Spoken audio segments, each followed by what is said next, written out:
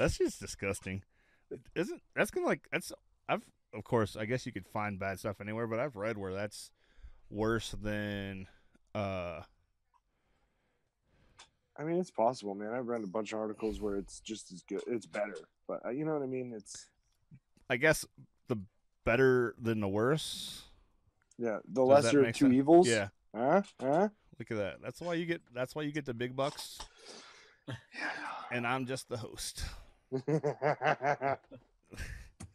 right, guys. So we're gonna go live now. Okay, you guys ready? Yep. Yeah, whatever. Just say yes. I'm gonna pretend like there's music. Don't hurt my feelings, please.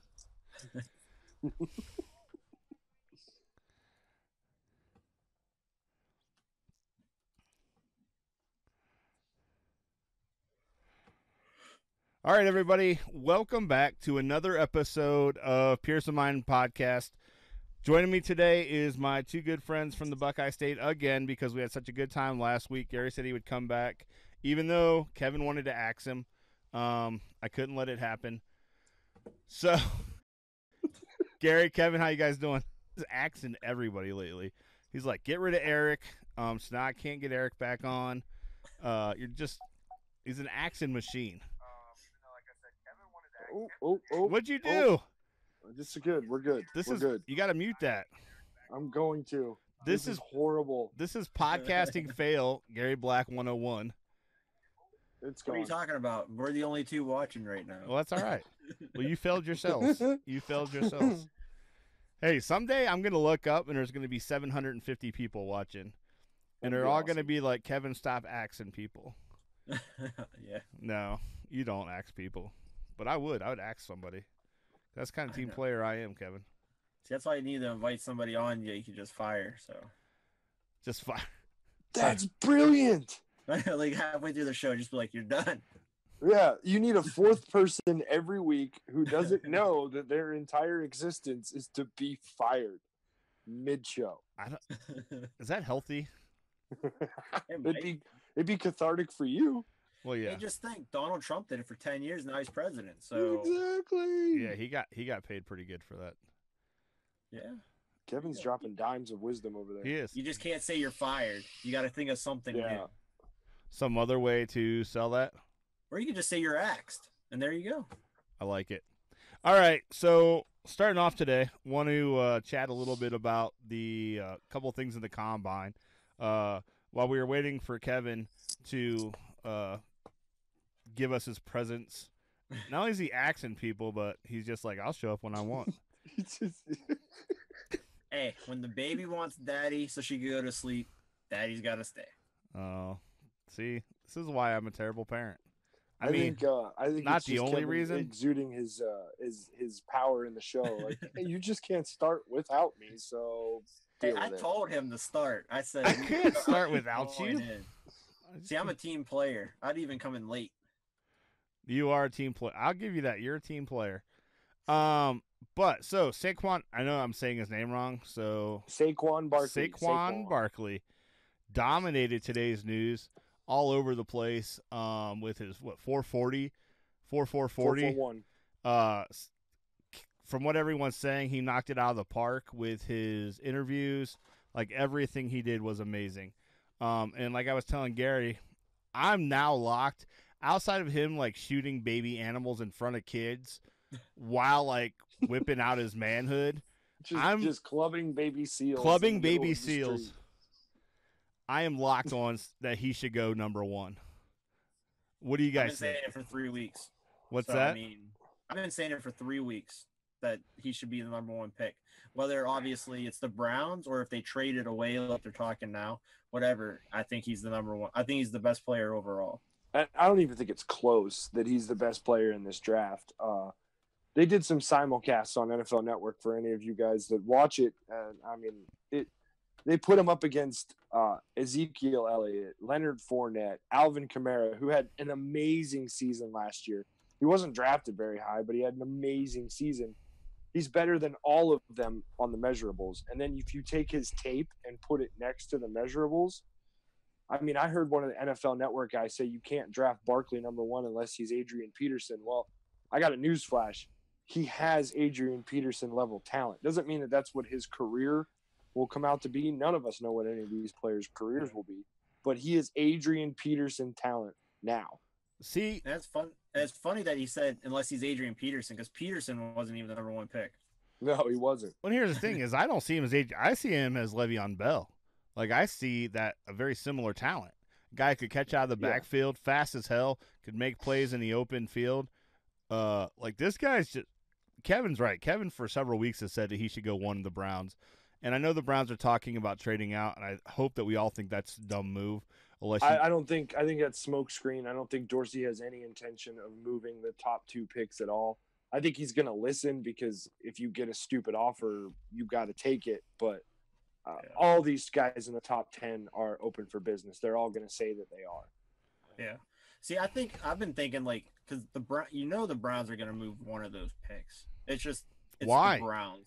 Because they're stupid. That's why. I mean, so we're agreeing that they shouldn't. Yeah, they shouldn't. They should keep 1 and 4 for sure. But I mean, if they're going to screw it up, at least do 4. It's like take Barkley 1.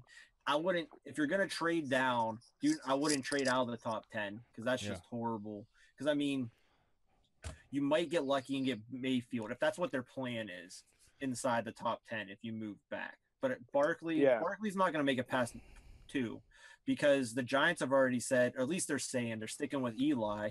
And for Eli to win another Super Bowl, he has to have a good defense and a running back because that's all he's ever had because he's not that great of a quarterback.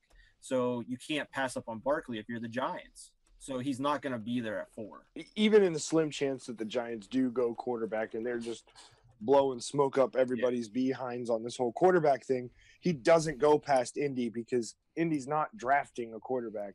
Yeah. Whether Andrew Luck is 100% right now or not is irrelevant. You're not drafting a quarterback. The dude they got from New England, he's not great, but I mean he's not bad, and he might be first full time. So I mean you got to give him that learning. Yeah, he might be top 5 backup. Like he's that good. Yeah, I honestly don't think Barkley makes it past New York, and I even been considering this week and wondering what you guys thought about this. What about Cleveland? And this is super ultra aggressive and super not Cleveland. If you're not going to take Barkley number 1, well, it doesn't matter. I think you should take him 1.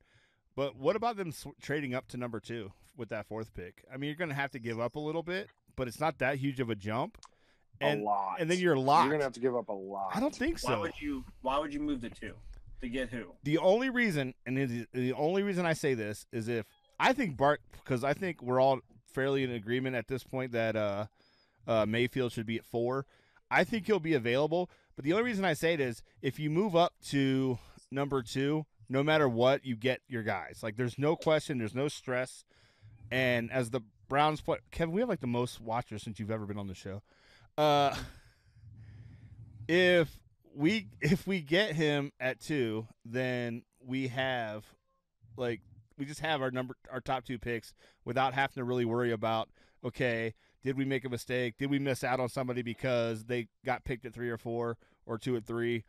It just locks it up. And I know it's a hefty price to pay. It probably doesn't make a lot of sense, but it is something I thought about this week.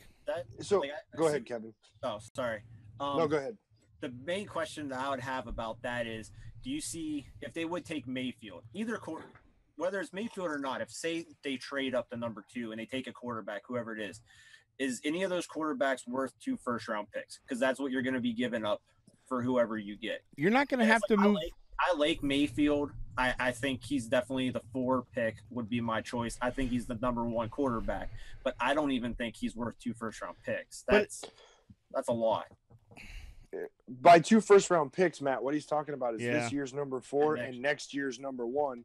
Plus, I'd be willing to bet some of these 2 second-round picks that we have this year too. That's the thing is I don't think it would take a 1 to move up 2 spots. I think it might take 2 2s, so you might lose maybe both 2s this year, and that's a risk.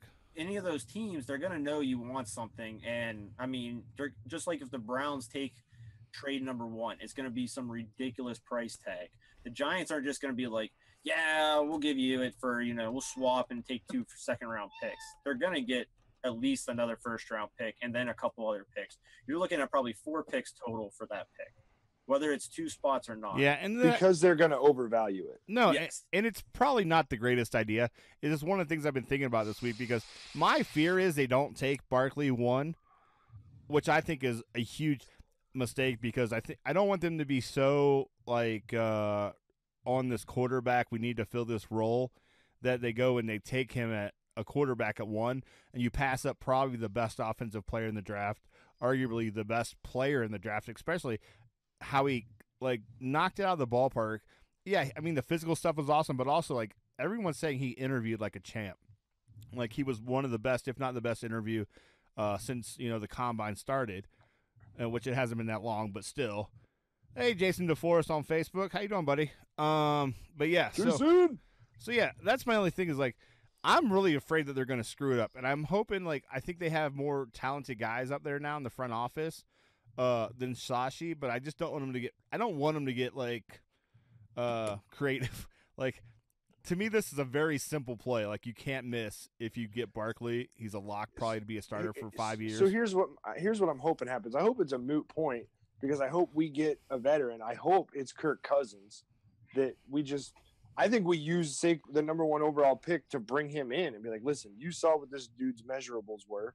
And I would also lock Josh Gordon in long term and show Kirk Cousins that you've got arguably one of the best young running backs in the league now behind you, arguably one of the best wide receivers in the league on the outside, locked in on long-term contracts. And I think if you do that, you also get Joe Thomas back. And then at the number 4, you pick the future. Because I still think that even if you get Kirk Cousins or Nick Foles or somebody like that, I still think you pick high on a quarterback. I really do, because Kirk Cousins is guaranteed to be good 3 years, 4 years. Sure. Who knows? Sure, at four, but I just don't think you take 1 at 1. I think there's better talent at 1. Also, Gary, look at your Facebook. Cameron's trying to talk to you, and you're ignoring him, and I think he's upset. You're pissing off my fans. Volume isn't turned down. I can't. If I turn that on right now, I'm gonna piss you guys off. You can't hit the mute button. It's just a little thing in the bottom right hand side that says mute.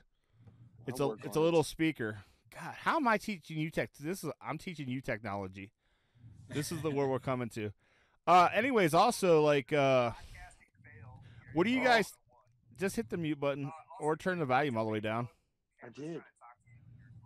There's like a little. There it goes. See, there it goes. I taught. This is what I do, people. I'm a podcasting legend now. I've taught Gary Black something via the internet.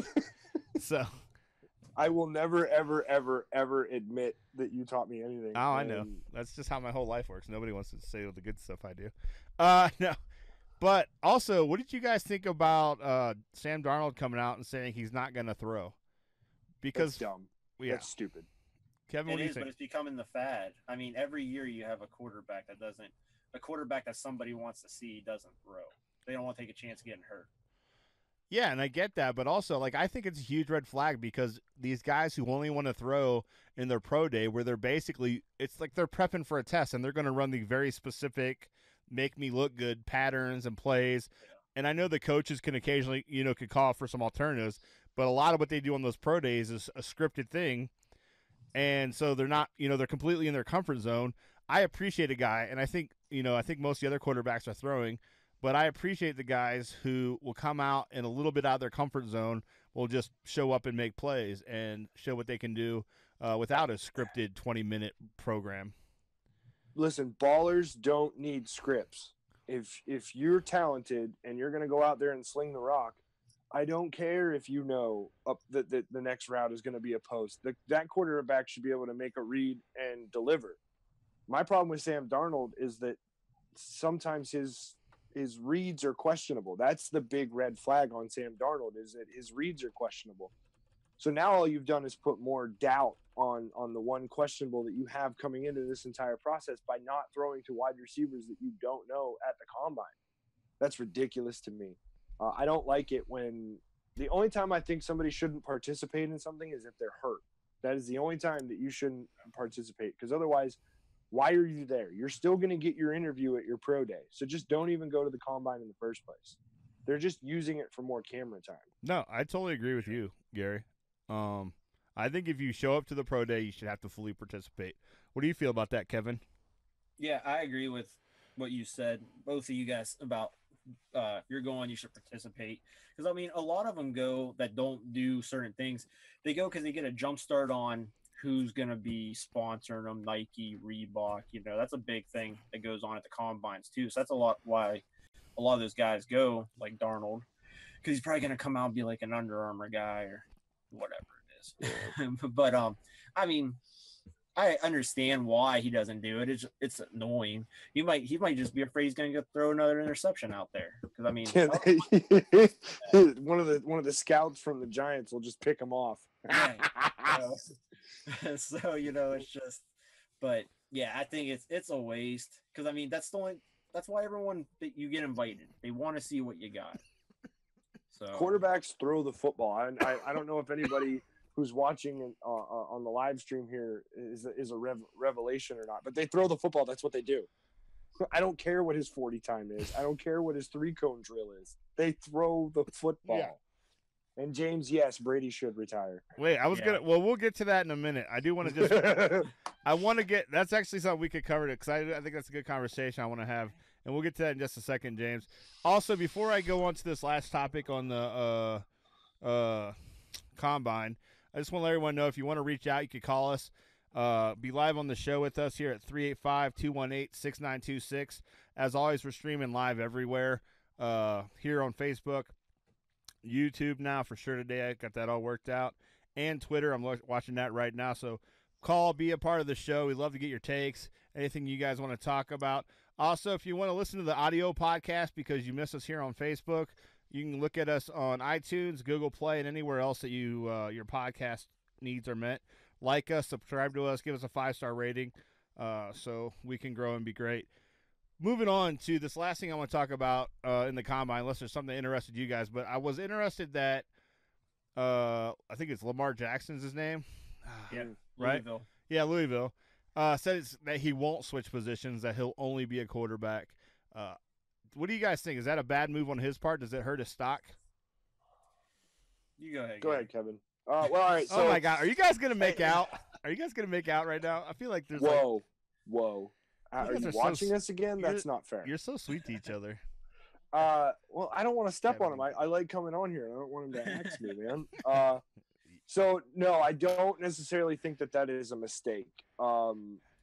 I think if you're going to make a comparison to Lamar Jackson that might make this thing make sense, you got to look at J.T. Barrett and Braxton Miller, both Ohio State quarterbacks that, in my opinion, Braxton made the right decision. J.T. Should make the same one and switch positions. Lamar is significantly better throwing the football than those two were. Now, he's a little bit slight of frame, and he is more of a run-first kind of a guy. But if you take and put him in a system much like Pat Mahomes got in Kansas City, I think 3 years down the road, you've got something. You've got a Marcus Mariota at that point, and that's not a bad thing to have. So, no, I don't think that it's a bad choice on his behalf. But then if he pulls a Terrell Pryor on us and he gets into the NFL and shows that maybe quarterback's not him, then he has the potential to make the switch later. Yeah, and I think, and I'll let you go in just a second, but I do agree. I think that Terrell Pryor is a great example of somebody who probably extended their career 4 or 5 years by being smart enough to make that change. What do you think, Kevin? Yeah, originally I didn't think he had a shot at being a quarterback, but because I was all about him going wide receiver. And then I actually kind of looked into his stats because I thought he was shorter than he was. And come to find out, he's 6'3". So, so I was like, well, he's taller than Vic, and I think he's got a pretty good arm, and his accuracy wasn't too bad in the games that I saw him play in, and of course he's got the speed. So, I mean, it could work if he's in the right system. That's the worst thing about quarterbacks like that. If you're not in the right system, it ain't gonna work. Yeah. But yeah. He's definitely, he has to be West Coast. He has to be in a West Coast offense.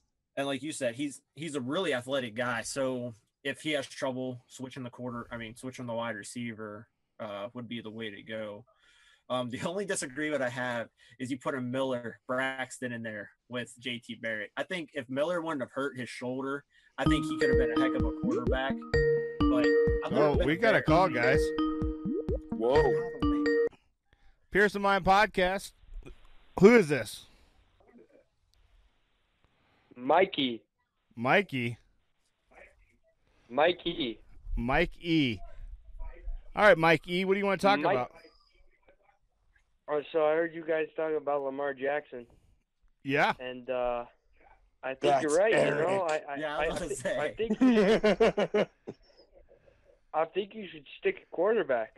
Oh, this is Yeah. this is stick a quarterback, huh? Mike E.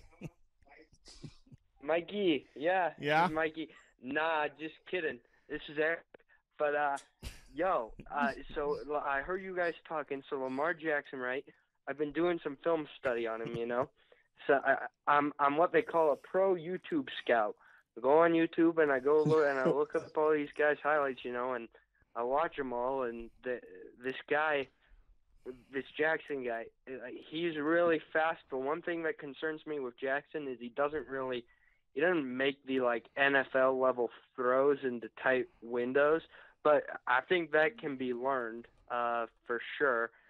He threw to wide open guys at Louisville. I think that's just because of kind of the low competition he played in the bottom half of the ACC.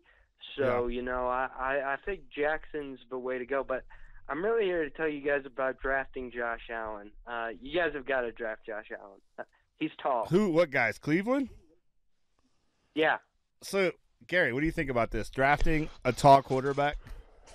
So Just I 'cause know he's that there's tall? an argument that a lot of people believe that Josh Allen fits Hugh Jackson's system, and they wouldn't necessarily be wrong. But the track record that you've got for Hugh Jackson as far as the quarterbacks that he's actually picked, Josh Allen isn't even close. And I don't mean from a talent standpoint. I mean Josh Allen is mobile, but he's not a mobile quarterback.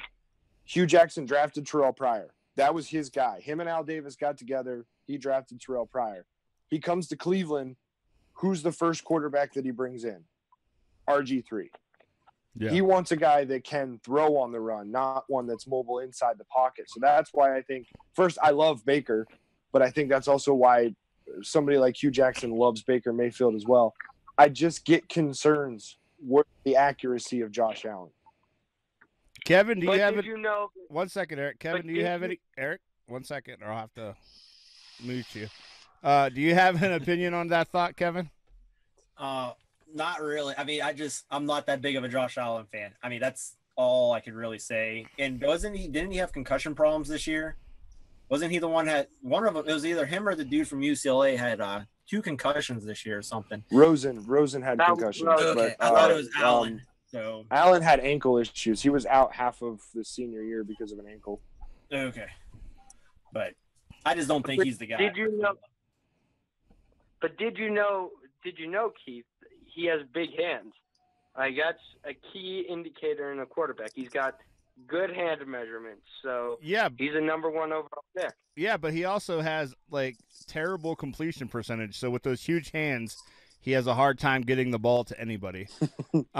Yeah, but did you know he said stats are for nerds? Yeah. The stats are for nerds. All right, Are Eric. you a nerd? Nerds rule the world. Are you a nerd, though? Thanks for calling in, Eric. We'll talk to you next Are time. you a nerd? Oh, wait for him to put his stamp right on the podcast. Good for you, Eric. I think Eric's watching us. I think Eric's watching us live on Twitter, so maybe he could hate tweet us. No, but I like Probably Allen. will. I don't think he's the number 1 guy. I did maybe for half a second like him at number 1, but just I'm so hooked into Barkley that I think that Mayfield will be there for, and I think he's the better option. Well, just to take the Cleveland thing out of it, because when I go into this whole combine and draft process, first I am a Cleveland fan. First, I always will be, but this is my favorite time of the year because my team always sucks. So I actually like to look at the talent and see where kids go and see how their careers turn out. Most of the time I'm wrong because that's why I'm sitting in my bedroom on this podcast and not on NFL Network. But it's still fun for me to go through this process.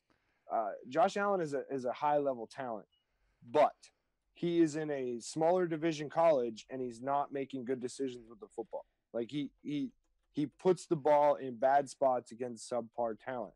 He has the ability to fit tight windows, but I don't know, man. His decision making scares me. We already have a quarterback with a live arm that has questionable decision making in Cleveland. We don't need another one. Yeah. All right, guys, let's move on. So that was an interesting topic that someone brought up on Facebook is, should Tom Brady retire? So he's 40. Well, I think he'll be 41 when next year starts. Is it time for him to call it quits, or should he play till he dies? Well, first, Jason DeForest, I will never cry, meanie. But go ahead, Kevin. No, I think he should just retire just so the Steelers can fucking win a Super Bowl. They can't beat him. Doesn't matter. Yeah, I think he should retire because I think Gronk is done. I think Gronk is going to retire. But even if he retires, I don't think that really hurts him that much, unless Brady gets hurt. Because I mean, last year, was it last year? Whichever year, I think it was last year. They went to the Super Bowl and won without him, or the year before, whichever it was. It was a couple one years of the ago. recent But Super Bowls, So I mean, he's done it. He's played without Gronk. He's won without Gronk. Like Gronk definitely adds that extra feature to him, but I just don't see him as needing Gronk to win. So, yeah, I disagree just because I love watching Brady pull shit out of his ass and get amazing calls that no other team would get. But I think that he'll play till I think he says he wants to play till he's 45. I think Gronk's going to two more years? No, 4 more years. I thought he was 43. No, I'm probably I think he'll be 41 when the season starts, or he'll turn 41 during the season. I am interested though. I want Gronk to retire because I like watching wrestling. And everybody can make fun of me for that, and that's okay. My wife does all the time.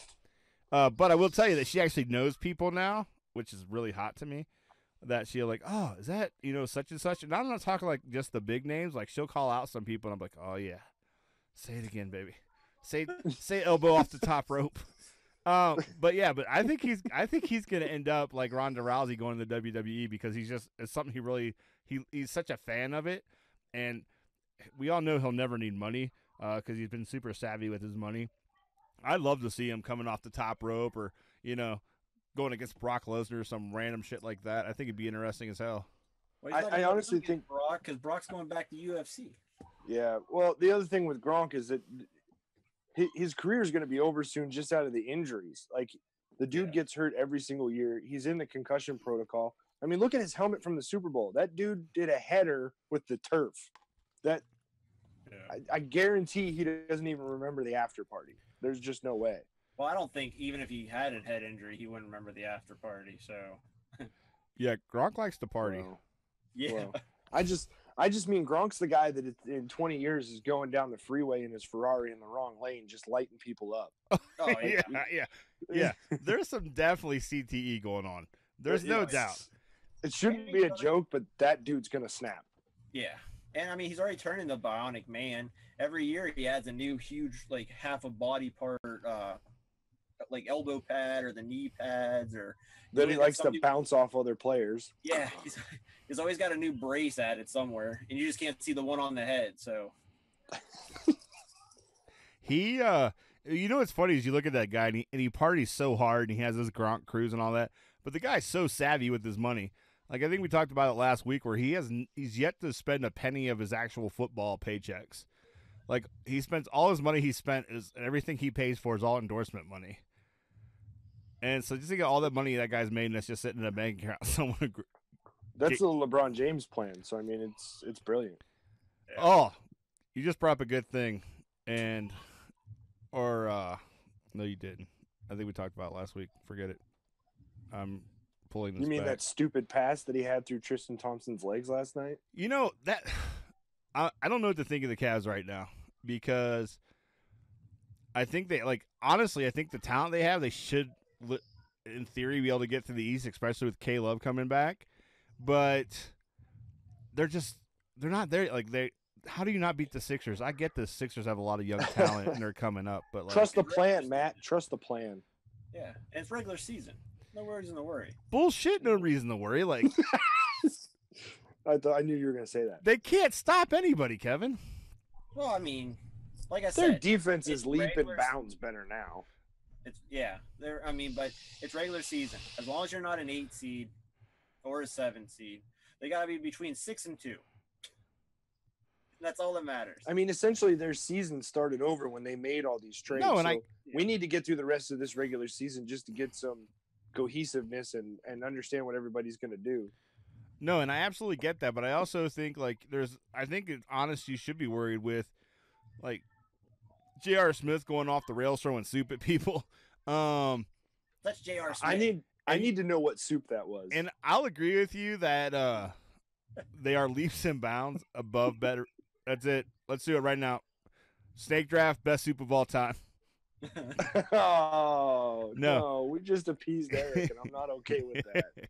No, but I think that you said their defense is like leaps and bounds, and I can't disagree. But that means you're losing instead of losing by 20, you're losing by 10. Yeah, sure.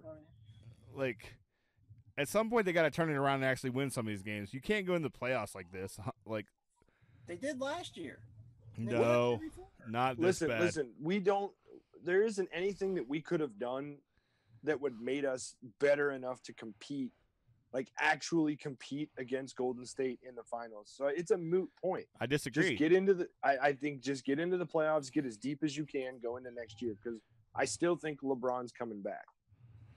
No, I disagree that he's coming back, and I think that I would say that the chances with this the new team they put around him he's got a better chance of coming back. I don't know. I think he's so destined to go to L.A. after his career that he might actually want to go play a year or two there. And why would he go to L.A.? He just destroyed the Lakers even worse than they were, and the Clippers destroyed themselves by themselves. Because he'll never go to a team that's got a ball on it. He'll never do it. Yeah, and I'm telling you, if he leaves, those signs sitting outside of Cleveland telling him where Philly is, I'm telling you that's where he's going to go. That team is set for him. I mean, that team, when you put him on that team might be able to beat Golden State in a 5-game series. All that young talent. I can't argue that. I can't argue that. Yeah, they're still young though, Kevin. And I guess maybe that's what he loves. That's what he wants. He wants. And they're playing good by themselves as a young team. That's why I was kind of shocked last night at the end whenever they kind of got a little chippy. Like he was out there cussing at Joel Embiid. Like it's like you better be nice to your center next year. It's like, calm down. Why are you yelling cussing at him? Here's the thing though: if you're LeBron, you can be an asshole whatever you want. I mean, all they're gonna do is go, either way. Like, you're gonna come play with us? Awesome. I forgive everything.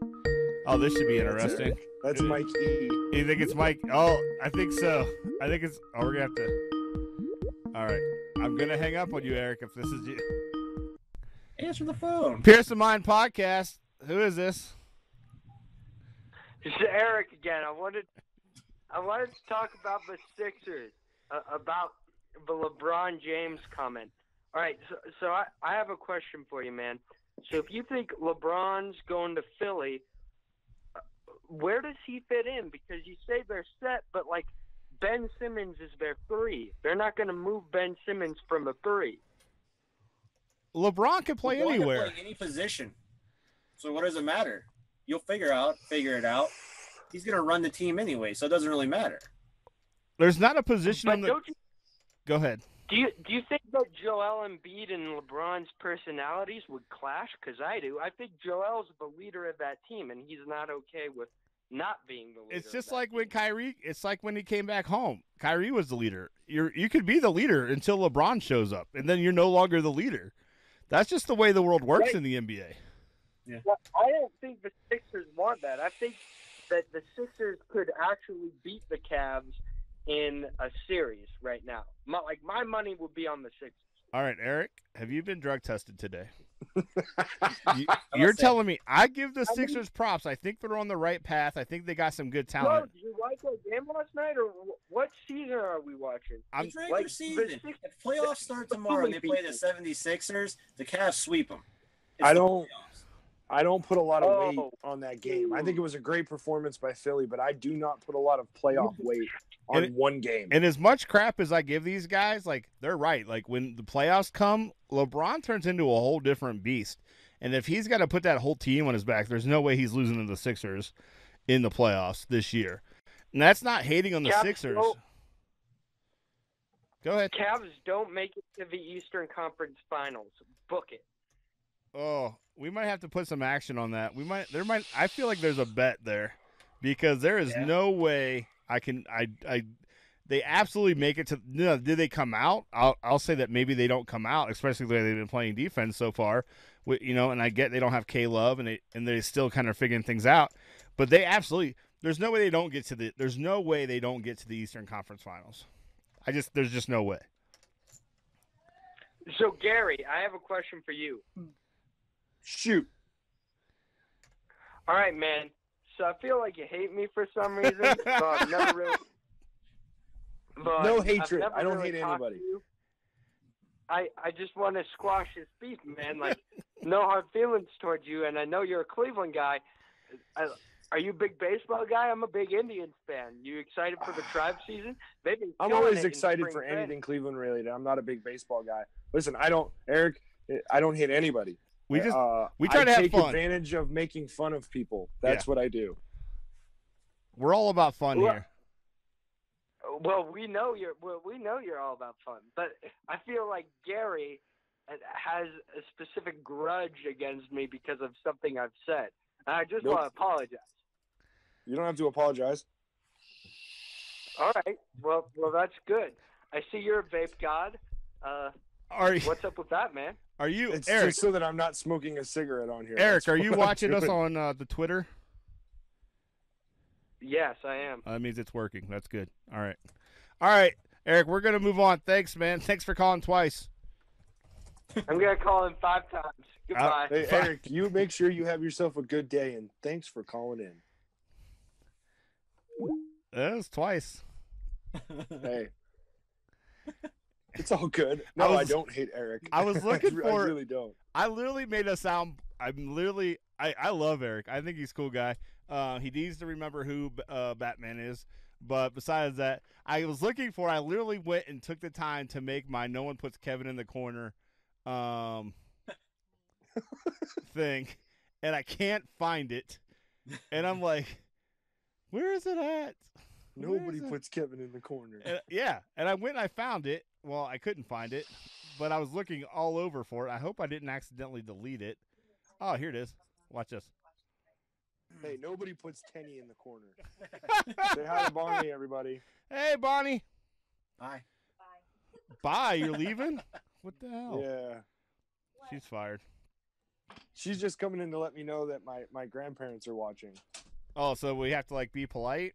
No, we can be Ooh. ourselves. DeForest, Oh. don't hate on Eric. He's a good kid. Although, the good Reverend James Stewart is my grandfather.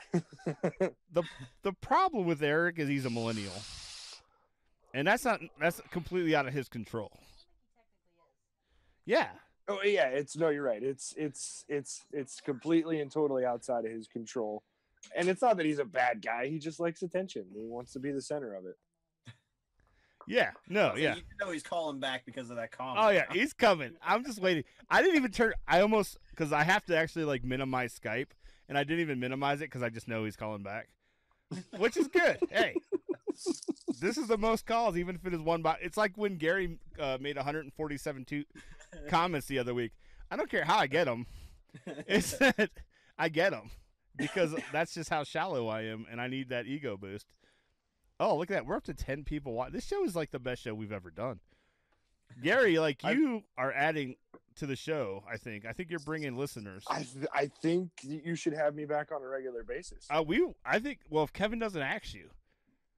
Because I'm not gonna ask him. I tried to get, I was already to say, hey, do you just want to start coming on with us? But Kevin's like, I really want you to just cut him. I want you to get rid of Kevin, him. there's a 6-pack on its way to your place as we speak. I'm about to say, all I gotta say is last week I texted him and I was like, after the show, and I was like, hey, I thought that went really good. I was like, it was nice. I was like, and I even told Matt I was sorry because I was like, it seemed like me and you kind of went off on our own little things here and there. And I was like, sorry about doing that, but I was like, it was easy talking to him. And he's like, so you want me to axe him? And I'm like, no, No. I want you to axe him. And like that was the first thing he said. He's like, I'll do it, I swear. And I was like, I swear to God, I'll do it. so then Tuesday or Wednesday, I texted Matt. I was like, hey, is Gary coming on Friday? He's like, I told you, I'll ask him. And I was like, is he coming on Friday or not? This is just the Matt, kind of friend I am. He only wants to have the power to axe me. That's what it is. He just wants to be able to look at me in the eyes and be like, Gary, listen, this wasn't my decision. I feel terrible about this, but you just can't come back anymore. Yeah. He just wants to see me die slowly. Kevin says you have to go, and that's just, I'm sorry. I don't make the rules. I don't make the rules. Nobody puts Kevin Tenney in the corner. I know. Now, see, I gotta put that on my soundboard. That's the problem, is it's not on my soundboard, and because I literally made it on the fly because I had to re-listen to that show, and I was like, oh yeah, I was like, I'm doing it, and it didn't take too long. That's the one thing. So the class I'm in, Eric, is our radio production class, which again, I'm 100% sure that my professor. Wait, he says he's not a professor because he doesn't have a master's or whatever. The teacher in that class hates my guts, and I'm fairly confident of it, and I don't know why. I mean, that might be accurate. I mean, yeah, it's 100% accurate, but I don't know why. Like, I'm a pretty good dude, and I don't know, or he just hates people in general. I don't think there's like a in between there. Like, he either hates my guts or he hates everybody, and I'm hoping that for anyone that knows you, Matt, if you say the words, I think he doesn't like me, if you're talking to someone that knows you, they understand. It's just one of those things. I know that I'm an acquired taste. Exactly. Like, but if you let me hang around long enough, you'll see that I'm a good guy. Like, but when you're a teacher, they don't want to hang out with you unless you're a 20. They don't care about your heart of gold, buddy. Yeah. They want you to shut up and listen. not my strong point. No. Jason DeForest, much love, buddy. I'm not ignoring you. I miss you too, man. Nobody puts Tenney in the corner. Yes! Found it. Yes! I am on a sound bar. Yeah, watch here. Let's do it again. Everyone be quiet. Oh, wait. No, I broke it. Hey, nobody puts Tenney in the corner. Hey, nobody puts Tenney in the corner.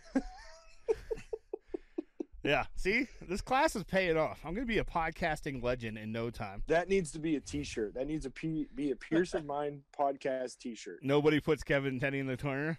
We can do that. I got that all set up now, so it's actually pretty easy for me to have new designs and stuff made. Work with a company out here locally, and they're actually really cool. And what about Venomous T? Here's the thing. I don't even know how to get a hold of him anymore. He used to be on my Facebook list, and just gone. Shout out to Rick Green. Gone. Yeah, he. What do you got? You know, I did want to ask you guys a little something non-sports related, if you don't mind. Sure. Because what's that? I guess we haven't been talking about sports for the last 10 minutes, so. Yeah, that's true. Oh, then we better get back on track. How about those Indians? No. No. What? So, you guys been paying attention at all this week with Walmart and Dick's moving up their gun laws, their gun ages? I just want to know what you guys, because I know that I think a little bit I'm on opposite sides with you guys on the whole gun thing. But what do you guys think about them switching? Does it actually do anything? No, I don't think it does. I mean, if you're think behind it, I think I don't really have a problem with it, but the bad thing is they want to try to deter younger kids from getting those ideas and being able to buy the guns like the last one in Florida. But the main thing is, if he wants to do it, whether Walmart will sell it to him, he'll find it. That's the big thing. I know a lot of people complain. They're about making the laws and this and that, because people will complain about when you say criminals will find a way. Well, there's a reason people say that. If he's going to do it, it might take a little bit longer, but he's going to figure out a way to do it. So, I mean, age doesn't bother me, but. So I am of one opinion, really, and I think it applies to some gun laws. Again, do I want an AR-15? Yes. Do I need one? No. If you're able to go and serve your country and die for your country, then you should have the same freedoms as everybody else. That's just my opinion. You should be able to drink a beer, vote, die for your country, and go buy a 20 gauge and go hunting or clay pigeon shooting in your backyard. Well, I'm sorry. That's just my opinion. So I agree with you on the alcohol. I don't understand why you can't buy alcohol at 18 anymore. That law changed, I think, when my aunt turned 18. So that should go back to 18. And I don't know. The gun thing, I just am against guns, but it is the Second Amendment, so I totally support the Second Amendment because I support the Constitution, even though I think it's ignorant that we haven't changed it. But I think it's changed what? Hold on, changed what? We haven't, and I'm not just saying the gun thing, so don't take it as just that. I do think that needs change. That's what I was just wondering if that's what you were just because of that, or are you talking about changing more than No, just I think like the writers of the Constitution made it very clear that like basically like every 20-25 years, because America will evolve and change, and we won't need all the same things that we had then at that moment, that we should go through and just look at it, not necessarily always change something, but be open to change and actually looking at it, like go, okay, we're coming up to the 25-year mark. Now this is our time where we're going to take the next, say, month or so and focus on just looking over it, getting people's opinion, and see if we need to actually put it out there that we're going to put it up for a vote, because you need like all so many states to change it to actually do that. And we don't do that. And that, to me, I think is the biggest fail. Because I think if we did that, I don't know that you're ever going to get rid of guns, because people are so they're so tied to their guns. It's such a crazy thing here in the States that people love their guns. I don't know that whenever, but I think there's other changes that could happen, that we need to happen, that if we actually took, like I said, once every 25 years, let's make it once a quarter basically of a century. You just go over and go, okay, well, this doesn't make sense because we don't do this shit, or like it doesn't do anybody any good to have this. We need to like the problem is bigger than one portion of the topic. The problem that we're having in the United States with these shootings going on in schools isn't just because of gun laws. It isn't just because of support. There's just a multitude of problems going on right now. Here's the other thing that nobody's taken into consideration. When I was a kid and I did something stupid, nobody knew unless I got caught. Okay. Nowadays, when you're a kid and you do something stupid, by lunch, you've got 50,000 views. Mentally, anybody below the age of 18, they're not ready for that. That is a problem. It's not an excuse. That is a problem. I don't have an answer to it. But I think that us as a country, we've done one thing very well. We cling on to what one thing we think will change the whole problem, and we ride that until it's dead. What's what we're doing with gun laws right now. I'm not necessarily saying that they don't need revisions. I'm not advocating that everybody should have whatever gun they want in their closet. All I'm saying is that I'm afraid that we are tackling a very big but one portion of this problem. So Chris Tenney, better known as Kevin's little brother or older brother, whatever he is, little brother, right? Younger. Oh, Kim says her hotter brother. Says that it won't change anything. So just to get that out there, if you guys are watching the Facebook, he's throwing his 2 cents. One thing I wanted to chime in on was Gary, when you said about if we didn't get caught, no one knew about it, and now you got all the views. Also, when we were that age, what happened when we got caught when we did something stupid? We got our ass beat. I got the shit beat out of me. Exactly. And nowadays, that really isn't the way it goes nowadays either. So yeah, it does in this house. Because it's like, well, there are the occasionals. You're right. Exception to the rules, but for the most part, yeah, it's like they're not. So when you have so many kids that are raised with, they never do anything wrong, everything they do is great, they're not bad, it's just one of those. It's bad because you're setting so many people up for failure, because when they finally get to the point where it's just like, yeah, you're just a schmuck, it's like they can't handle it. And I'm not saying that's why, but I mean, a lot of that stuff, like they sit there and it's like, this kid had all the trouble in the past and this and that. And it's just like, well, was anything done? And it's like, not really. Cause it's like even the parents that he was staying with when it happened, they're like, we didn't know we had such a monster living with us. It's like, kind of sounds like it should have been noticeable, really noticeable. you would think that it would be really noticeable, and I would like to think that it'd be really noticeable, but I don't. It's still so Yeah. soon in this epidemic. I don't think anybody knows what this looks like right now. Yeah. I think a lot of times people will think, well, he's just a kid, it's a phase. Again, I'm overgeneralizing and I'm oversimplifying this, but I just don't think any of us are equipped for really truly dealing with this problem right now. No, Yeah. and I think what you guys said about just how the kids are today, and like how we got our ass beat, right? But also, today I think Gary, I sent you that link of that guy who said kind of like what you said is kids aren't Yeah. like, because they're never told no, they're never told that like anything's wrong, or even like they're just not they're not built to handle any kind of rejection or like negative interaction with somebody else. And so when that happens, they freak out inside, right? And it's not even, I don't blame the kids, I blame us as parents and leaders in our communities that we've allowed that they don't understand how to cope at all. So they Again, a very oversimplification. Sure. But you can't learn to win until you take an L. yeah, I You love have it. to take an L. You have to know what that feels like. No, and I think it's a great, and with this Fridays we talk 90% sports. I think it's a great thing that it works perfectly because you're right. You don't understand how to handle all that until you've dealt with it now, and I don't know how we get back. That's the problem, because I think it's gonna take my son's generation to decide to kind of flip the switch back. Yeah, society is going to drift. It's going to happen naturally because we're just going to reach a breaking point where we can't handle it anymore. Yeah. We're going to go so far left that we have to go right, or we're going to go so far right that we have to go left.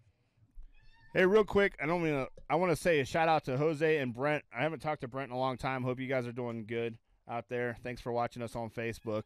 But yeah, no, and Jason DeForce. Jane Warner, thanks for tuning in. Jason DeForce's generation of, well, I'm not going to say the word, but yeah. I don't know if I'd go that far, Jason, but you're not far off. Like, it is a generation just, they never hear no, or they never, and they don't get their ass beat enough. Like, I get there's a lot of people out there who believe that, like, spanking your kids is terrible or it has a negative impact, and there's a million studies out there that tell you that that's the case. But there's also a million studies out there that tell you it's the opposite, that if a kid needs her, I'm not talking like you don't need to beat your kid's ass every day. That is not my belief. No. I mean, in The my word house, is that's how it discipline. was. Sometimes I got my ass beat just because I woke up.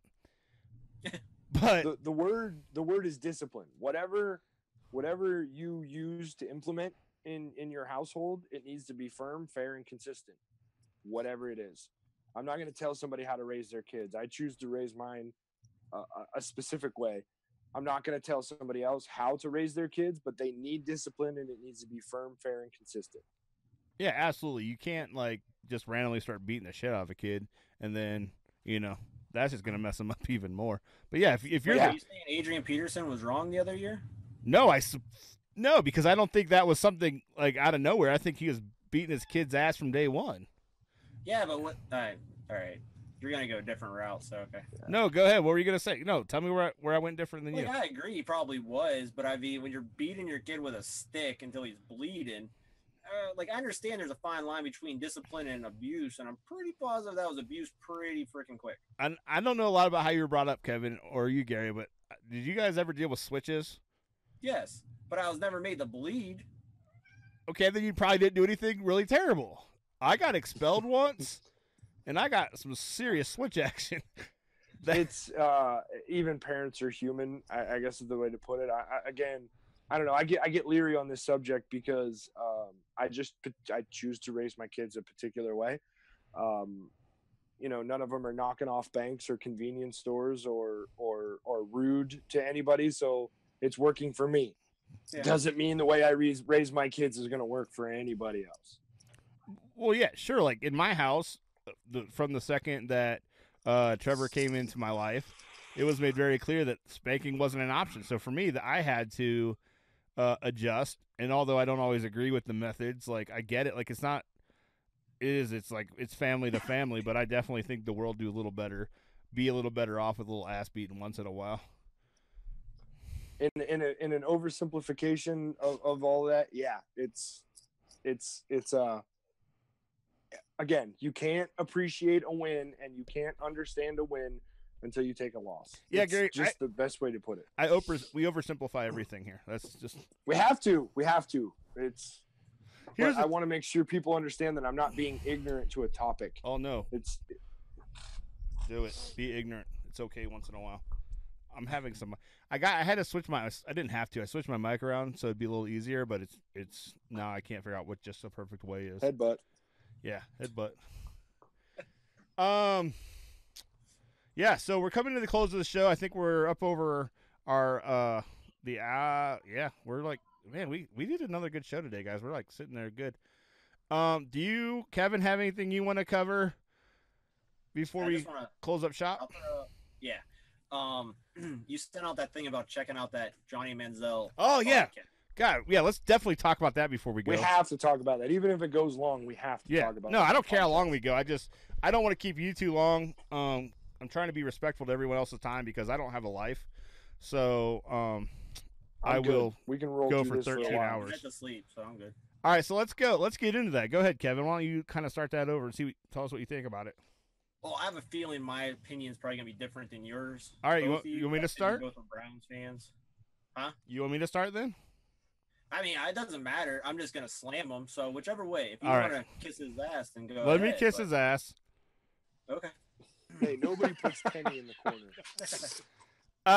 So here's the thing. So I sent out to you guys this text message, text message saying, "Hey, I found this podcast. It's the Tomahawk Podcast. I want to give that its props." And Andrew Hawkins and Joe Thomas, and it's a great podcast. It is a great podcast. I've started listening to them all. I'm a subscriber. I think they're only like 3 or 4 weeks in, so you could catch up and listen to them all. But it's a really cool because Joe Thomas is just a cool guy. I love how he comes off. But they had their first official guest, and this week it was Johnny Football. They were out in L.A. and they hung out with him. And I honestly thought so. I went from somebody who I think Gary, you were at my house for that draft where we were playing. I think we were having a poker tournament, and I was like super amped when they moved up to 22 to get Johnny Football, and I was like, woo! And then he kind of shit the bed, and and I think through the interview he kind of owns that he was super disrespectful. And he did a lot of things that was fucked up, but just kind of like seems like he's got his shit together now, and he's on the right path. And I don't know if he ever gets back in the league, but he is playing in that spring league, and I'm back on the Johnny wagon. I want to see him back in the league. Definitely not with the Browns, just because I think it's like you just never go back, right? It's bad plan. Most of the time it doesn't work out. There's usually bridges that have been burned, but I'd like to see him get an option somewhere. And that's my thoughts on it. I thought it was a great podcast, though. So, since you think me and Matt might be the same, I'll go ahead and just and go next. So first, I found it interesting that there were 3 Cleveland Browns in the room at one point in time, 3 Cleveland Browns at the same time in the room at the same time. And they all said resoundingly how amazing of a coach Kyle Shanahan was. Oh, yeah. Damn it. Why did we let him go? Because now San Francisco, they seem set up, right? Quarterback of the future, amazing wizard of a coach. So good for San Francisco. I also felt that it was interesting that locker room was even behind Johnny Manziel when he was being stupid. And and this isn't from a Johnny Manziel standpoint. It just shows that there's camaraderie. Those guys are always going to support each other when they're in that locker room. And, they talk about locker rooms divided and stuff like that. I don't know how much that actually happens if the Cleveland Browns locker room was still behind Johnny when he was acting like that. I come out of it rooting for Johnny. And I don't mean from a football standpoint. If that dude never plays another down of football ever again, it doesn't affect me in any way, shape, or form. I just want to see Johnny be a good human being because it sounds like, he is actually taking accountability for his actions that were absolutely unexcusable. Again, if I never see Johnny Manziel wearing a pair of shoulder pads and play football again, I don't care. I just want him to keep succeeding at life. All right, Kevin, bring the boom. All right. Basically, listening to it, like I'll give him credit for him admitting a lot of the stupid stuff that he did, and that's just the stupid stuff he got caught for. But the whole time, like when I was listening to it, it basically the way I took it, the longer it went was he's a 12-step guy, kissing ass, making up, trying to do what he's got to do to get back in the league, and that's the 100%. Way I took it.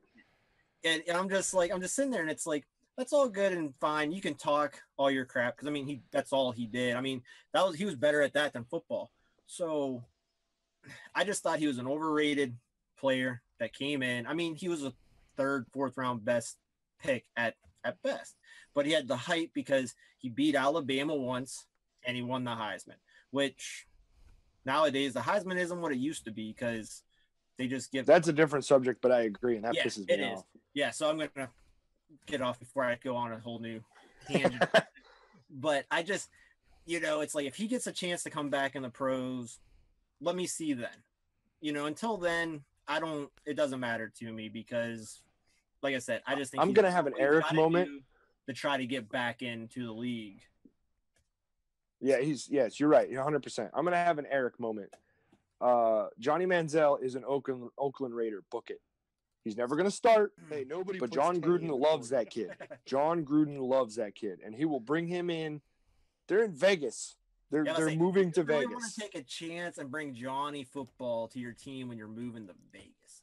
Remember, they did call him Billy Vegas for a reason. Yes. Listen, I need a blonde mullet for Halloween this upcoming year. It just has to happen. No, he's going to end up on an NFL roster, just like Tim Tebow is being moved to AAA, and I don't think he deserves it. No. There's something that comes with the name. Well, here's the thing. And that whole 12-step program thing, I'll let you take over in just a second, Matt. That whole 12-step and saying all the right things, you have to do that. It's a publicist in his ear. Yeah. He's got to do that. And you're 100% right. I don't know how much of it is sincere, but I come away with it again just hoping he changes. Yeah, because I don't want to sound like I'm like knocking on someone if they're doing 12 steps. No, I don't think you are. But for him, I gotta see it before I believe it. So not only does Kevin want to axe Gary, but he also hates you if you're in 12-step program. So you guys think Kevin what you want. No, what I thought though is interesting because you got the face of the franchise, the leader of the Browns, basically agreeing with him most of that podcast that he wasn't put in he was put in a real shitty situation. Like he didn't even understand why they were pulling Hoyer or Josh, Hoyer that year. And, it did when they were 7-4, I think. It didn't make any sense. So like they didn't put him in a realistic opportunity to be successful. I mean, he was very upfront saying, "Hey, I didn't know what the hell I was doing yet. Like I didn't have anybody to." I was reading 4-3 defense, and the Jets don't run a 4-3 defense. Yeah. He's like, he wasn't. I mean, I will definitely take him to task, and I think he owned up to it that he didn't do everything he could be to be successful. That being said, also the team, and I'm the most unrealistic Browns fan that any of us know. Like I every year think that we're going to, as my wife shakes her head, yes. Oh, that was. But every year I think we're going to the playoffs, right? I think even this year I think we're a quarterback away from making the playoffs. That being said, like we suck at doing the right thing, which makes me real scared for the draft still. And we're gonna screw that I think Joe would have stepped up if Johnny was saying bullshit and said, "Hey, no, that's not the case," because I think that's the kind of guy Joe is. But that's not the case. Like Joe pretty much backed him that he was put in a shitty situation. So as much as Johnny screwed up and he made bad decisions like going to Vegas, I think that it was just a bad marriage. Like the team did shitty things because Haslam's a bad owner, and Haslam is a bad owner. Absolutely. Stamp it. That's our problem. That's one of them. Yeah, and like you was talking about the whole Joe thing. Obviously, those three sitting there are really good friends. Now, if you take, let's just say Joe Hayden and Johnny Football didn't get along that well. Let's ask Joe Hayden those same questions. It could be a totally different scenario, because it's like, Joe's standing up for him and being like, "Oh, well, he's a bad bad situation, and then you know Joe Hayden could easily come in and be like, well, he was going on about how he was better and he should be the starter, and then he got it. You just that's 3 guys' opinion where there's 50 other guys on the team, so. To them, it might not have been bad, but to other people on the team, it could have been a horrible situation. I don't know. I just choose to go through life thinking that Joe Thomas is a good pulse for our locker room. It just makes me be able to sleep at night. Yeah, I think. I can't believe he stays there. He deserves so much better. Why doesn't he leave? You know what? I think a lot of other. I'm sorry, Gary. I didn't mean go to ahead. Eric you there, but I think that Joe stays because of where he comes from. Like, Joe is a blue collar guy. Like, I think Cleveland fits Joe. And if I'm Cleveland, like, I get Joe's probably going to have opportunities at ESPN and stuff, but I think Joe would be a great. I don't know how you do the spokesman, even if you get him into like front office stuff. I think Joe's a guy you want to keep around Cleveland forever. Like, you want to keep him involved. You put him in front of a camera and you let him call football games. And honestly, and that's what I was thinking about the other day. I was like, I want a guy, and I know it's like every team wants to put people in the booth that are gonna like when they're like their pregame shows and stuff, they're gonna like talk them up and not comment on their bullshit. I think Joe would be great because Joe not only like loves the team, he loves Cleveland obviously because he stayed here through the worst shit ever. But like I think he'd also call them out when they're being assholes and being stupid, and I think that a guy like that would really resonate with the local area, with just what we are back home. I just think he would really resonate. Yeah. I want him back. First of all, we're not prepared to replace him. No. And second, I just don't want to imagine, like last year was difficult for me to watch the Cleveland Browns play. And I think Spencer Drango did the best he could with the situation that he was given, which was like, hey, go ahead and replace arguably one of the top 5 left tackles ever to play the game. First ballot Hall of Famer. Joe Thomas is a first ballot Hall of Famer. Well, I don't even think that's a question. I don't think there's anybody, even if you hate the Browns, can argue that he isn't a first ballot Hall of Famer.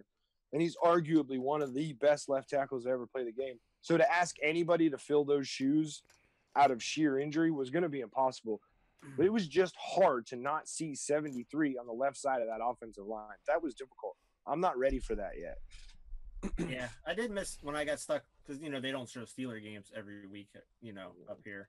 So, it was kind of odd not seeing, all those holding calls on the left side of the line. So I feel you. Yeah. You know what, Kevin? I'm about to mute the hell out of you right now. I'm about to put Kevin in a corner. I think they need to move him. I still believe they need to move him to guard to help. If he wants to play longer, I think they need to move him to guard. I think either way, this is his last year. I don't think he has 2 years left in him. Not just because if he gets hurt, I definitely think this will be his last year if he gets another big injury like he did. Yeah. That triceps injury that's just a weird. Yeah. That's a weird fluky kind of a thing. And the thing is, like, ESPN is going to be calling that guy. Like, he's going to have, because he's so charismatic that guy's not going to be hurting for opportunities. You're going to see that his face. But yeah, I'm not ready either for someone other than 73 holding up the left side of the line. I do think Durango did good for the situation he was put into, and I think overall that offensive line was not terrible last year. No, I think what we need to do is Bitonio needs to become the left tackle and Durango needs to become the left guard. I think that's the progress that needs to take, because Bitonio played left tackle his entire college career, so it's not going to be that much of a switch for him, and I think he's gifted enough to make it happen. He's just not Joe Thomas. Yeah. Let me ask you: are you guys going to listen to the Tomahawk podcast again? Did you guys enjoy those guys? Because I think they're great. I'm going to keep listening. I'm going to check out another one. I'm just not a Manziel fan, but I listened to the whole thing. I was proud of myself. Well, I'm glad you guys I'll listened. check it out. You should go back, Kevin, because they don't really have guests. It's usually just the two of them shooting shit. And they have some really good stories about just, like, kind of behind-the-scenes stuff. Even if you're not a Browns fan, I think it's always cool. I do have one question before, Gary, we get to if you have anything. Who do you guys think is going to be this year's Hard Knocks? Oof. I can tell you who I don't want it to be, and that is the Cleveland Browns. I don't want to have anything to do with it. Nothing. No, I'm sorry. for a team, exposure is a good thing, but Hugh Jackson's not really. I mean, I want to believe in Hugh, but I'm nervous, and I just don't think that cameras all over the place is going to help that situation at all. No, yeah, I agree with you on that. I don't know. Didn't they already say? I don't think so. I don't think it's picked yet. I'm Googling right now. There's only 8 teams. I'm going to Google it right now. Here's the thing. While I'm Googling it, I'll tell you, Gary, you're 100% right on everything why we don't want them on Hard Knocks. But that's exactly why you do, isn't it? You My train wreck. My wife will tell you that I seek out controversy and things like that. And I think they would be, it would be awesome just to see just the madness that will be going on. I just literally Googled who's Googling. Who can be on Hard Knocks. But yeah, I want to see them. Obviously being out here in Utah, as you know, Gary, when you're kind of away from home, you don't get all that coverage of the Browns. I mean, you kind of get ESPN and then occasionally, but you don't get like when you're in Ohio, it's a constant stream of stuff going on. I just turned the local news on. Yeah. Yeah. And so, like, for me, like, it's the ability to get that little taste for an extra few weeks. I'm all for it. I like when Haslam first bought the team and they did that whole show. What the hell was that thing called? Oh, it was on the Travel Channel, and it was kind of a behind the scenes look, but it wasn't in depth. Yeah, it was like a Hard Knocks, but like from an outsider's perspective, kind of still. I think it's something like On the Road or something like that. Yeah, that's what it was because it was only away games. Okay. No, that was pretty cool. Yeah, I don't know. Send it somewhere with a little bit, like send it to Arizona. You know what I mean? I know they can't. I know they can refuse it because they have a first year coach. But all right, got the teams right send it here. To Arizona, I think. Oh wait, that's head coach. I had it. Oh, here we go. 49ers. I think the rules are if you made the playoffs or your coach is in their first year, you can new coach or you make the playoffs. And we got 6 teams. So the San Francisco 49ers, which could be interesting with Garoppolo, his first preseason. The Denver Broncos, no real interest there. It's got an old defense, no characters really. They're all old. The Cleveland Browns, which would be my choice. The Los Angeles Chargers. Ooh, I'd watch that. The Ravens of whatever shitty town they're from. Oh. And I would boycott Hard Knocks if the Ravens were on. And then the Washington Redskins, which now that they've lost Cousins, there's just nothing there. You know what? I would watch a Baltimore Ravens Hard Knocks. Because you're a traitor. Hang on. If they highlighted how, Flacco is nothing like an elite quarterback, that would be fun for me.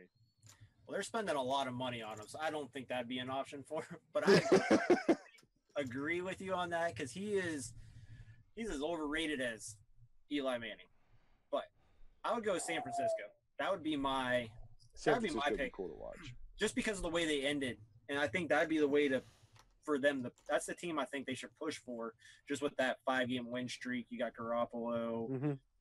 I'd go with San Francisco. I think that'd be the one to watch. I think San Francisco is going to go after Jarvis Landry too. So, well, they're going to have to give up a lot because he got tagged. So I know that they gave him permission to seek a trade, but they're going to ask for a whole shit ton for him.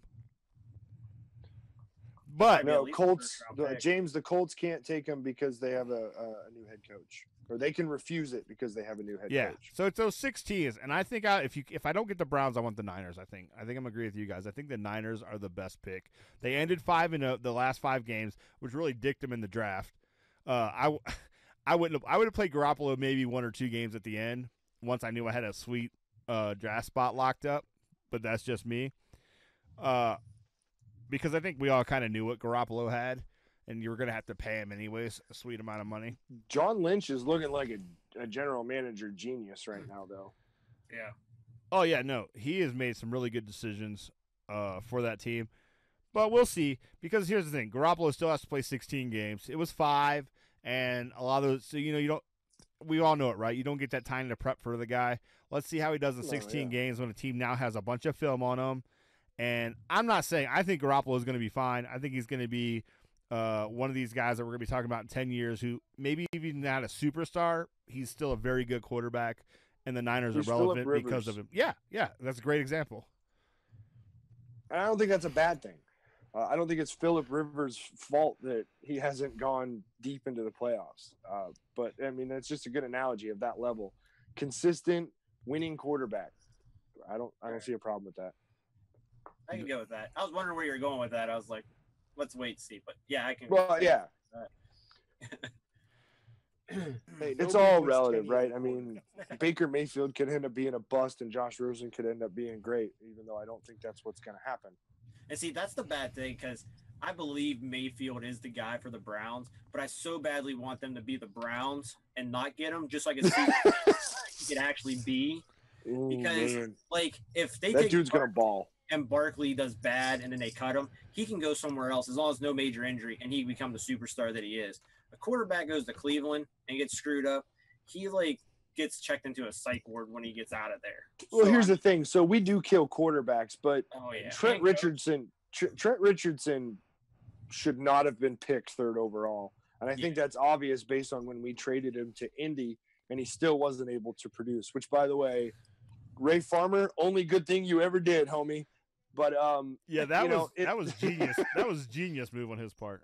yeah, I think if we draft Barkley, if he's a bust, it's on Barkley. It's not on Cleveland. But if we draft a quarterback and he's a bust, it's a 75% chance that we did that. Oh, yeah. I mean, we destroyed Tim Couch, that poor guy. Yeah, and someone said that. But, I mean, one it's of the- Tim Couch. You took a quarterback, number one, from Kentucky. It wasn't a round ball. It was a football. Like, that was just a stupid thing in the first place. All right, I think one he could have year. been good. all right, I think he Kevin. could have 1 been good. year. Kevin. Like, We're when gonna do we start on Tim Couch. Yeah, well, I'm just going to go there here really quick because I totally disagree. I think you're right. They should have never taken a quarterback number one overall in that draft, ever. I would have been drafting linemen all day flipping long. It's a horrible team. That being said, someone said that, like, they made the comment, like, you get they're making basically a joke and said you either get a Johnny, if you're the Browns, you're probably getting Johnny Manziel or Tim Couch if you're actually picking your own player. And I think Couch, when he had some talent around him, showed that he could play in the league. We just couldn't keep him off his ass for the first couple of years, and so it was no fault of his own. So the Tim Couch one, I will stand behind that guy because I think for what he had, he busted his ass and he did a great job for Cleveland. I mean, he threw his arm out throwing Hail Marys like 6 times in one season. Like, poor guy. I mean, I feel horrible for Tim Couch. All the other quarterbacks, Not so much. I don't feel that bad for. They knew what they were signing up for. The only thing good Tim Couch did was he met a Playboy playmate and married her. Whether or not they're still together, I don't know. They That's the are. only thing good he did in Cleveland.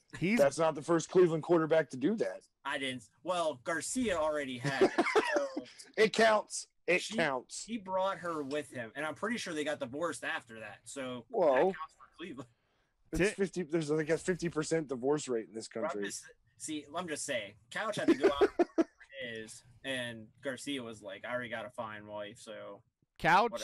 Couch has done well in real estate, actually. That's where he's made a bunch of his money. I mean, he made a shit ton in Cleveland because that's before they had that whole rookie pay scale.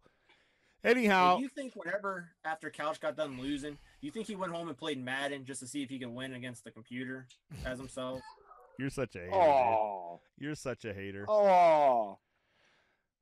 I had to throw a joke in there. Come on. It was right That was there. good. I mean, that was all right. I shouldn't say it was good. That was all right. I'm gonna I'll put take all right. I'm gonna put Tenny in the corner at this point. All right, Gary, we're closing up here. Do you have anything you wanted to cover before we shut down? I think if I have the blueprint for Cleveland, it's Barkley, it's Mayfield, it's Josh Gordon long term. Handle those 3 things, and you've got yourself at 500 guaranteed next year. I don't disagree at all. Now, are you talking like this coming season, or are you talking about give them a year, the second year they'll be 500? No, I think this upcoming season, if they do those 3 things alone, they'll be at 500. It's possible. I think if you get Barkley in there, the problem is you're gonna. Now, let me ask you this. Back up. Now that doesn't mean Mayfield starts. Okay, that's what I was just gonna saying. say. Do you get a bridge guy so Mayfield doesn't have to start year one? But Mayfield is going to push that room. He's a competitor and he's a winner. And that's no what we matter want, what, he's though. going to push that room. That's what you want. That's exactly what I want.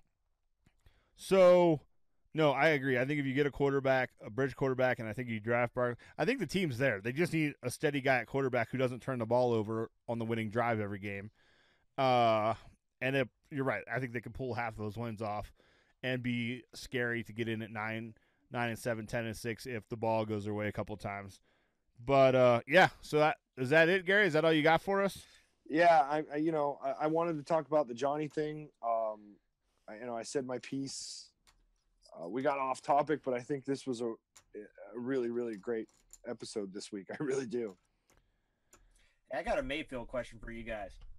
If when he gets the start, say halfway through the year, something happens, whatever, if they get him. Okay. Yeah. So, do you keep a flag on the sideline? So if he pulls a big win, you let him plant it in the 50 if they're at an away game. Because if you do it at home, it just ain't the cool thing. But if you do it at the away game, do you let him do that?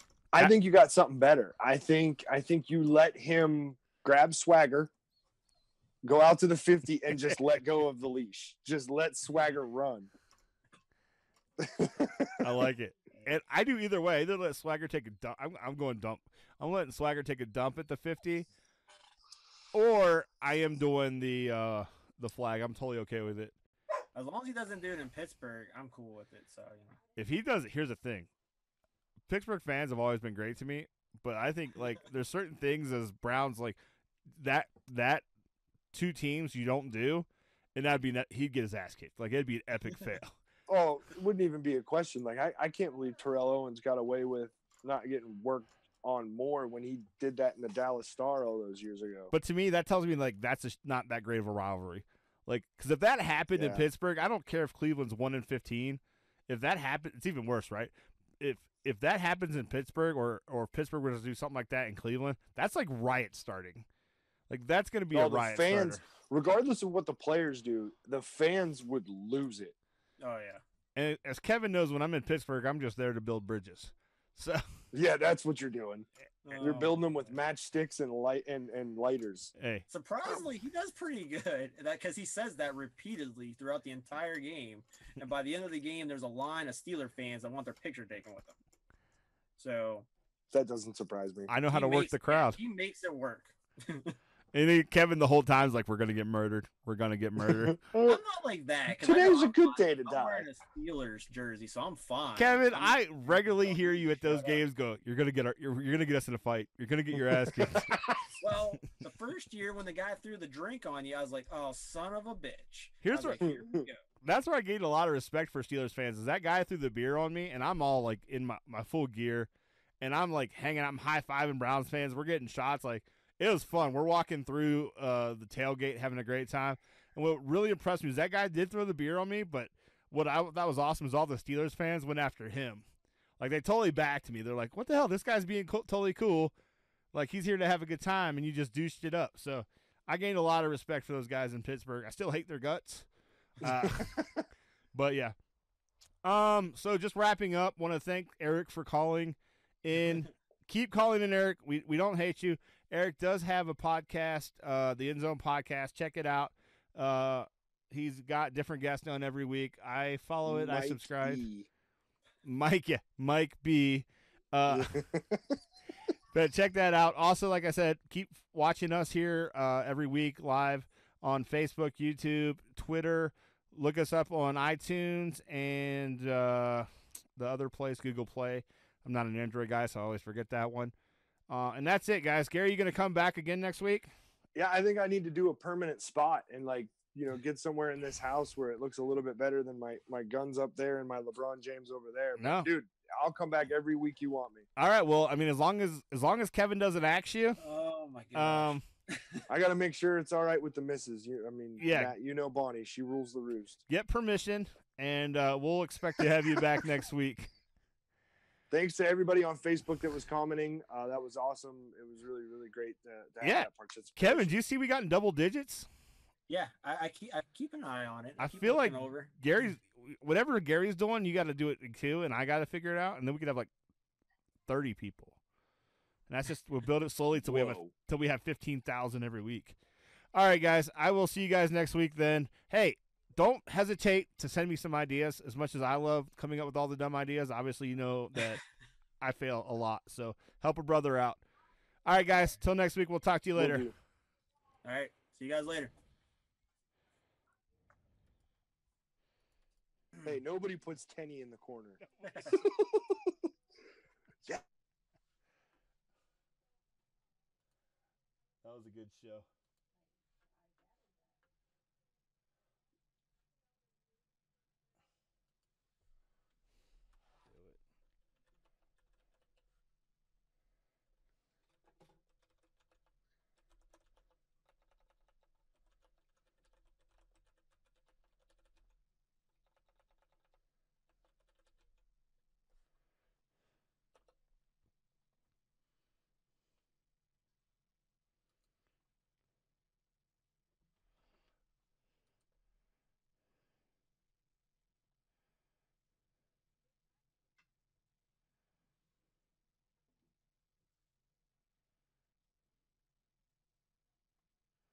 Yeah, that was a good show, I thought.